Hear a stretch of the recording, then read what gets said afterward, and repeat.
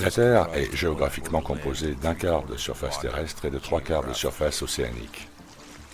Le corps humain moyen est composé jusqu'à 90% de son poids en eau dès la naissance.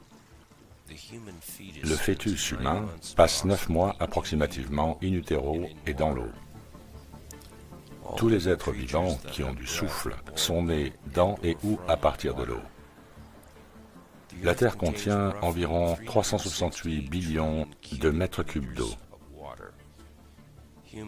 Les humains, dans leur vie, utilisent moins de 10% des ressources mondiales en eau à tout moment. L'être humain moderne moyen utilise environ une centaine de gallons d'eau par jour, ce qui représente 5 fois son poids moyen, plus de 800 livres. L'être humain moyen en bonne santé peut boire jusqu'à 3 gallons d'eau par jour. Tous les mythes les plus anciens, les théologies et les cosmologies, parlent de la création comme émanant de l'eau. Toutes les lois, depuis l'Antiquité primitive, furent écrites pour réglementer séparément la terre et la mer. Les lois relatives à la terre sont devenues la loi de la terre, ou la loi naturelle, ou le droit commun. Les lois relatives à la mer sont devenues la loi de la mer, ou plutôt la loi de l'amirauté, ou la loi maritime, qui est une loi internationale, la même partout dans le monde, peu importe où vous allez.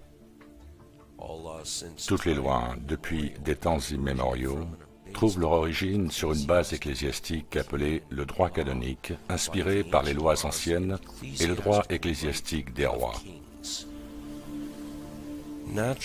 La loi naturelle ou le droit commun préserve principalement les droits inaliénables et les besoins des êtres humains qui vivent sur la terre et qui diffèrent entre les nations. La loi de la mer, ou le droit maritime, ou loi de l'amirauté maritime, accorde principalement le droit légal à mener des activités de banque d'affaires, de corporation, de commerce international.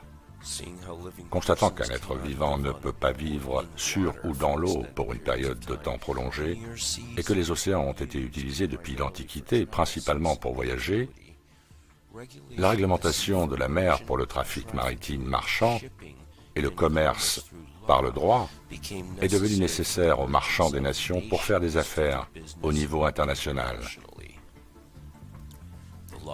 La loi de la mer, le droit de l'amirauté maritime, est universel et transcende toutes les frontières et les lois légalement. Ce qui est légal n'est pas nécessairement licite. La loi naturelle ou le droit commun du pays, qui préserve les droits et les libertés des personnes vivantes, est licite.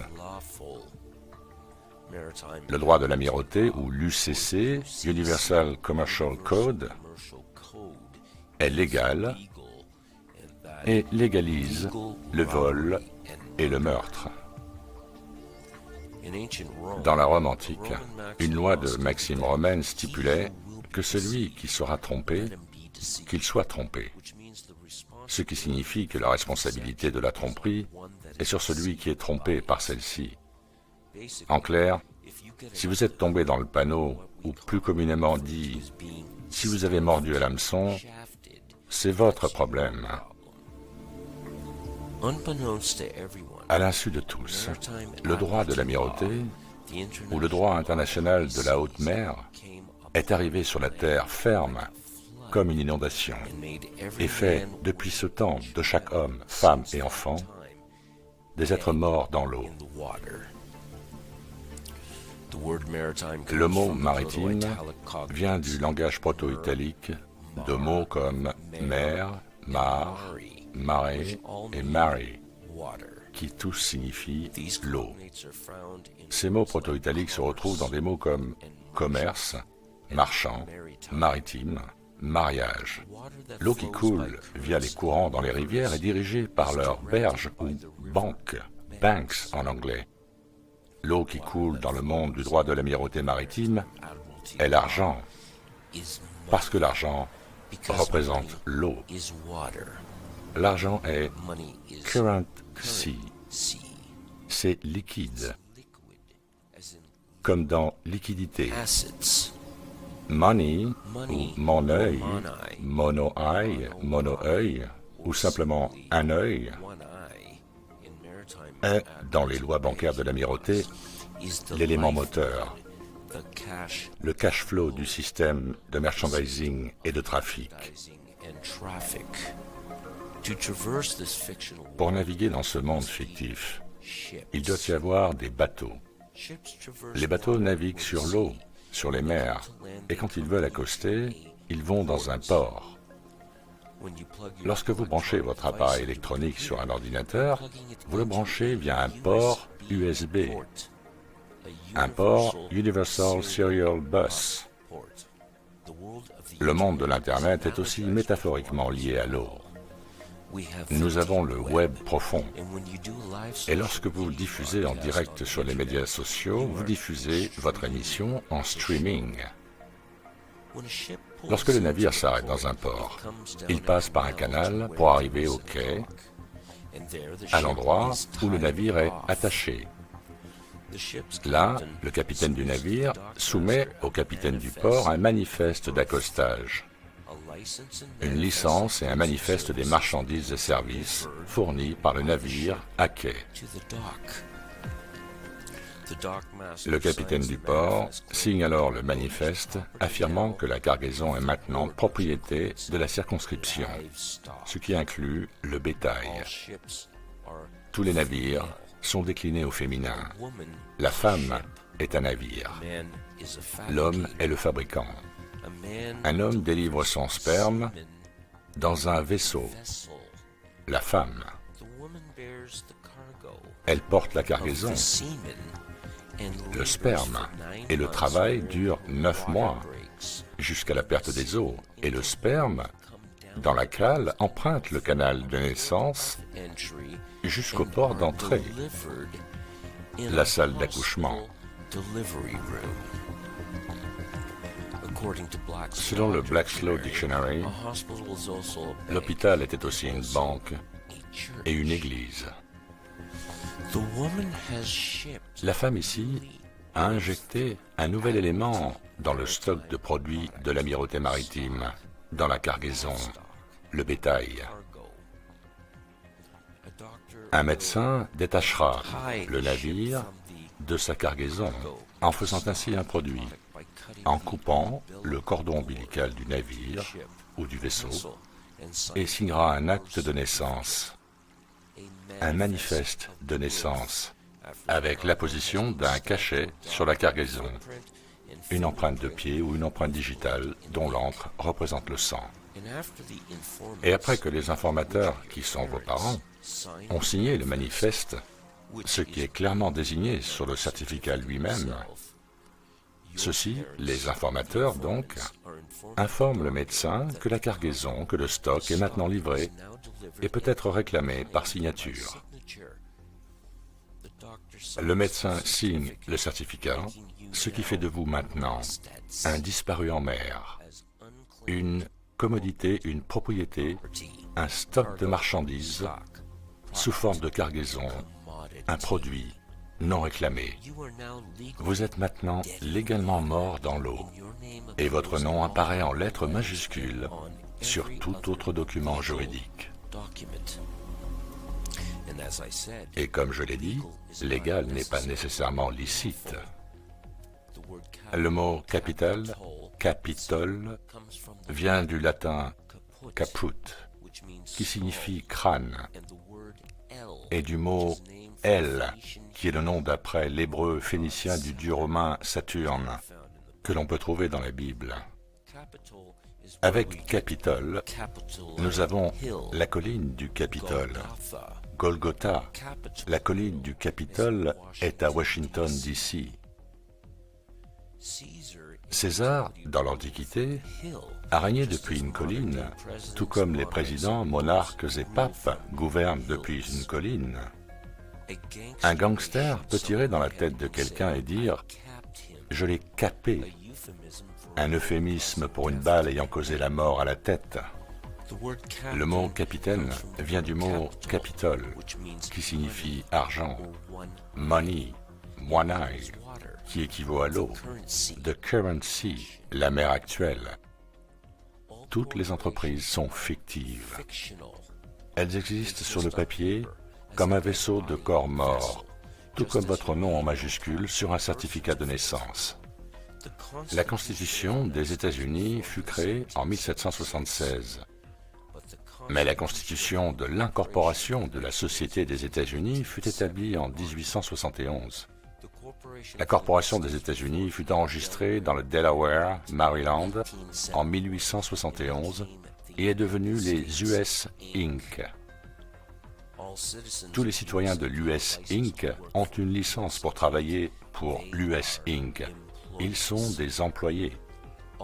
Toutes les sociétés doivent avoir trois choses: un président, un vice-président et un secrétaire du Trésor.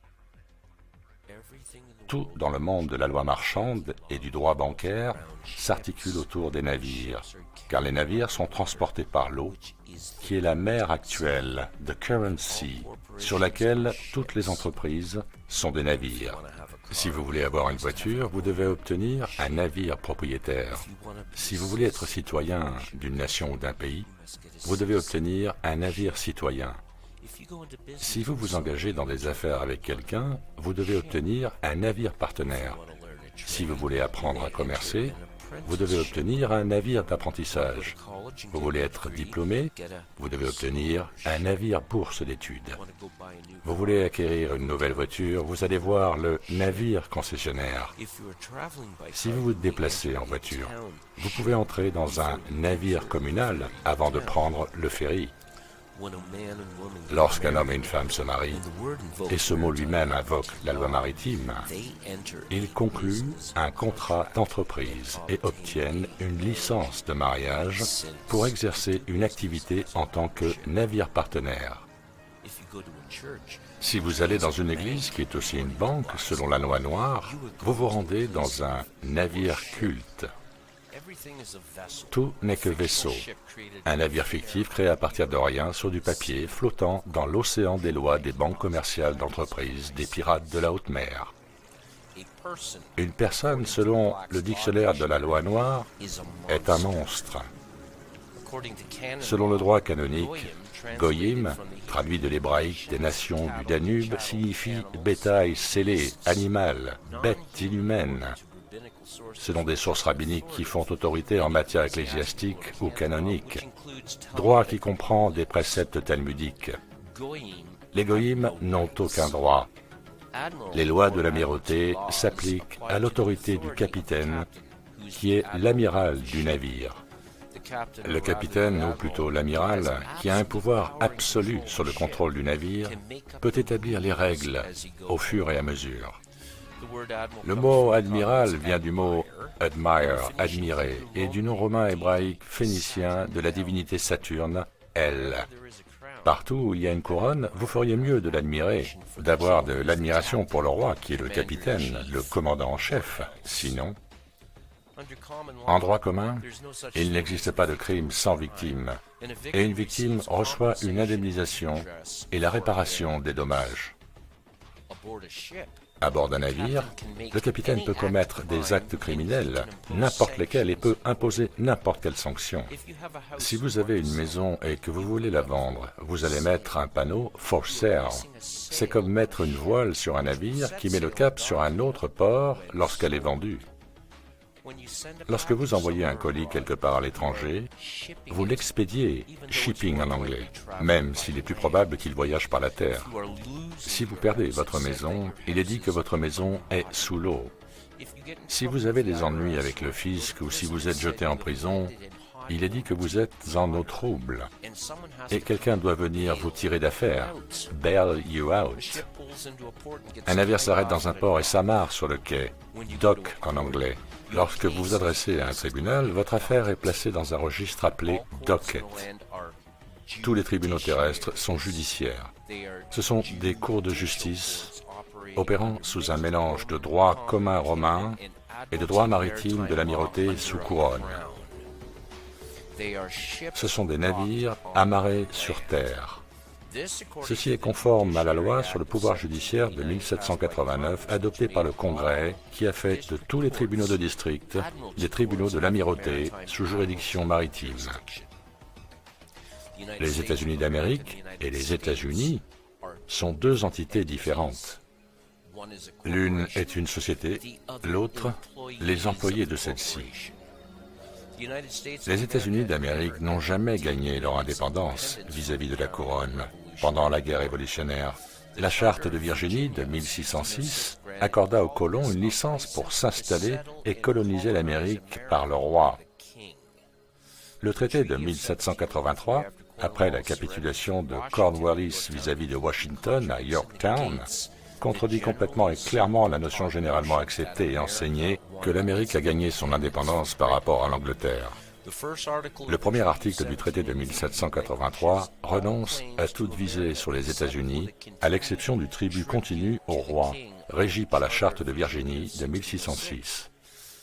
La charte a été invoquée par le roi Jacques Ier, qui vous a donné la Bible du roi Jacques, King James Bible, et dans la section 9 de cette charte, je cite « Par conséquent, nous cédons à nos héritiers et successeurs la 5e partie de tout l'or et de tout l'argent, et la 15e partie de tout le cuivre, donc à obtenir ou à avoir, comme il est dit plus haut, sans autre forme de profit ou de compte à nous rendre ou à nous céder, à nous-mêmes, à nos héritiers et à nos successeurs. » La guerre révolutionnaire se termina en 1781, mais le traité de 1783 a été signé 3 années plus tard, ce qui signifie que la guerre n'était pas finie, encore moins victorieuse. Le traité de 1783 a maintenu le tribut dû par les colons au projet du roi, ce qui signifie que l'Amérique reste aujourd'hui une colonie britannique qui paie un tribut à la couronne, tel qu'imposé par la Charte de 1606. L'Amérique a été conquise. La liberté, ce n'est pas être libre. Un marin sur un navire obtient un peu de liberté quand il est autorisé à prendre un court congé et quitter le navire lorsque celui-ci entre dans un port. Un chien a une liberté en laisse quand on le sort pour une promenade. Un prisonnier obtient la liberté quand il est autorisé à sortir de sa cellule pour entrer dans la cour pendant quelques heures sous la surveillance attentive de snipers. La liberté est une licence. Il s'agit d'un privilège accordé par un dirigeant, un propriétaire, un roi, etc., à l'un de ses sujets.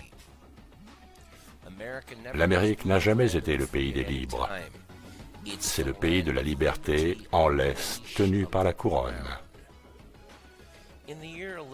En 1106, tous les arrêts ou règles ont d'abord été mis en œuvre par Éléanore d'Aquitaine, après son retour de la 2e croisade où elle accompagnait son mari, le roi Louis VII. Ces derniers étaient des lois codifiées par l'amirauté maritime, qui étaient censées protéger les successions et titres des croisés alors qu'ils menaient leur croisade. Ces lois étaient basées sur le droit maritime grec de Rhodes, 900 avant Jésus-Christ, appelé Lex Rhodia. Il s'inspirait à son tour de lois maritimes codifiées de manière ecclésiastique par les Phéniciens qui créèrent leur empire maritime marchand en 1586, empire qui dura 1000 ans. En 1666, un gigantesque incendie se déclara à Londres alors que la peste noire faisait des ravages en Europe. Certains historiens pensent que le feu fut déclenché intentionnellement à partir de Pudding Lane pour se débarrasser des bidonvilles et faire place à ce qui sera finalement la City de Londres. Le Parlement, à huis clos et en secret, invoqua l'acte Sestui qui vit de 1540, promulgué par le roi Henri VIII, retravaillé et instauré par Charles Ier. Sestui qui vit est du vieux français qui signifie en anglais « This killed that life », ceci tue cette vie. Cet acte rendait tous les hommes, femmes et enfants présumés et supposés morts, et une fiducie se met en place. Selon le Black's Law Dictionary, Sestui qui vit veut dire qu'une personne dont la vie est équivalente à la durée du trust représente un contrat d'assurance, un contrat avec l'État. La durée de vie d'un trust est de 7 ans, en vertu de la loi sur la responsabilité limitée. Cet acte est un des plus diaboliques, car il élimine chacun d'entre nous et nous donne 7 ans pour récupérer notre vie. Les incendies de 1666 ont également créé la seule parcelle de terrain sur Terre à ne pas avoir de titre de propriété. Le Golden Mile, la City de Londres, qui est une société ayant son propre drapeau, sa propre constitution, ses propres lois et ses propres forces de défense et de police. Le carré du Golden Mile contient la Banque d'Angleterre, le London Metal Exchange, Fleet Street, le FTSE Stock Exchange, la Monnaie Royale et le tribunal d'Old Bailey. Les États-Unis acheminent chaque année des milliards de dollars à la Banque d'Angleterre en guise de paiement de leur tribut à la couronne. En 1913, la Réserve fédérale fut mise en place, création issue de décisions d'une réunion secrète tenue sur l'île de Jekyll en 1910.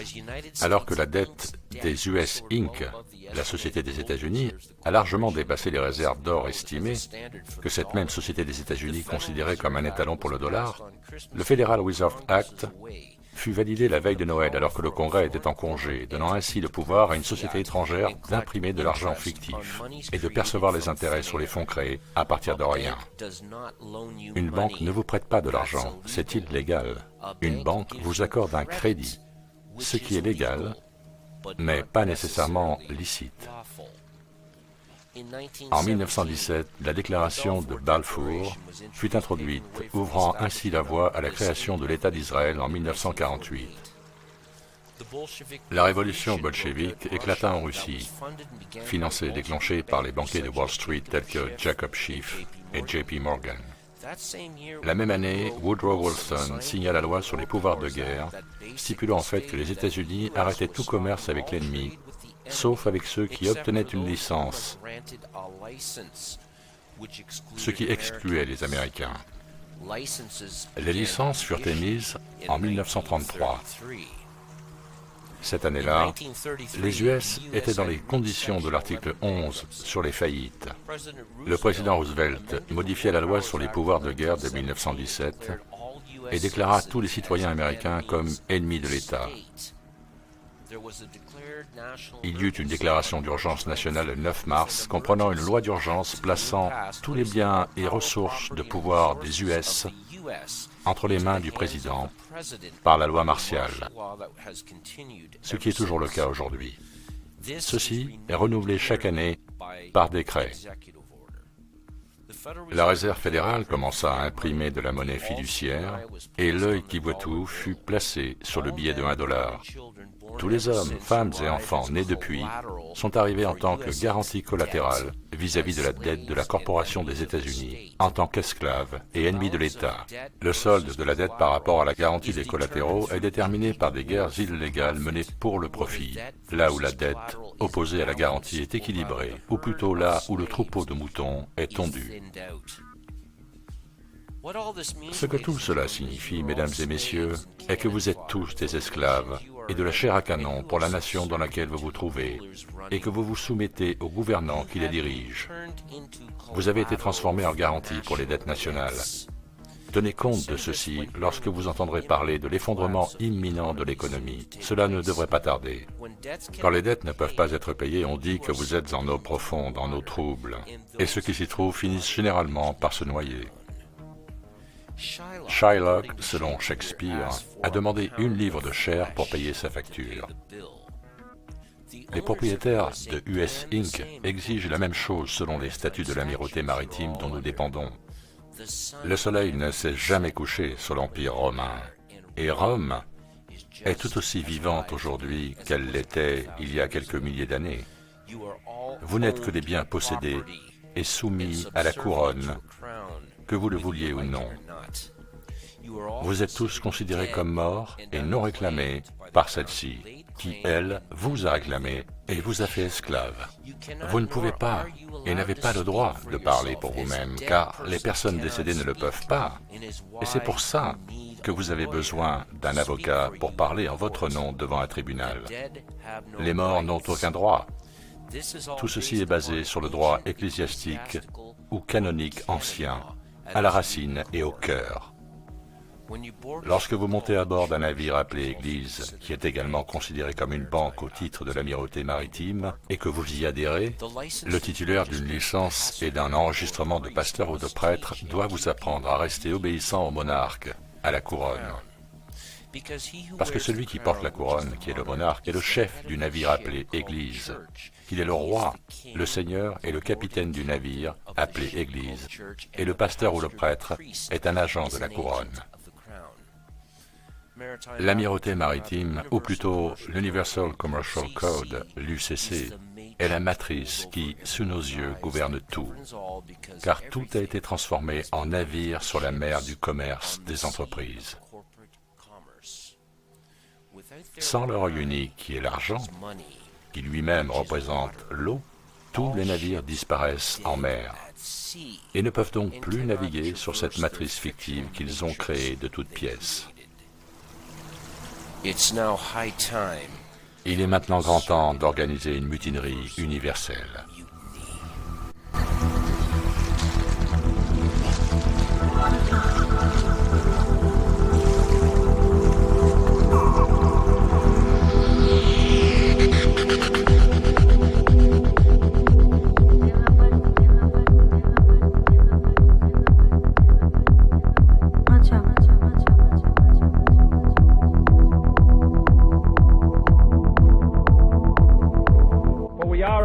Car nous sommes confrontés dans le monde entier à une conspiration monolithique et impitoyable qui, pour élargir sa sphère d'influence, s'appuie principalement sur des moyens de convoitise par l'infiltration au lieu de l'invasion et par la subversion au lieu des élections.